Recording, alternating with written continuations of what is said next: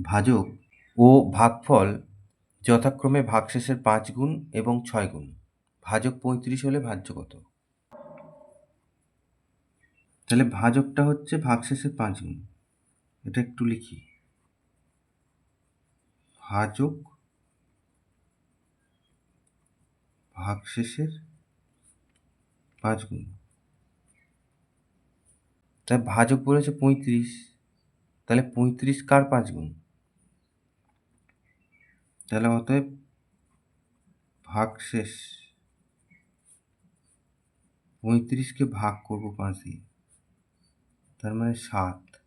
ভাগশেষ হচ্ছে 7, তাহলে ভাগশেষ পেয়ে গেছি। তাহলে 6 গুণ হচ্ছে ভাগফল ভাগশেষের 6 গুণ। তাহলে অতএব ভাগফল 7-এর সাথে 6 গুণ, তাহলে 42 পেলাম। তাহলে আমরা ভাগশেষ পেয়েছি, ভাজক তো দেওয়া আছে, আর ভাগফলও পেয়ে গেলাম। তাহলে অতএব ভাজ্য।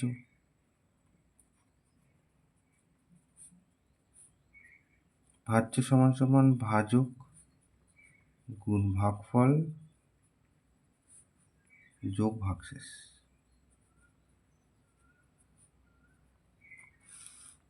তাহলে ভাজক হচ্ছে 35, ভাগফল হচ্ছে 42, আর ভাগশেষ হচ্ছে 7। তাহলে 35-42 গুণ করি, 35 × 70, 5 × 20 হাতে 2, 3 × 12, 13, 14, 0, 7, 14। তারপরে ভাগশেষ যোগ করি, 14, 77।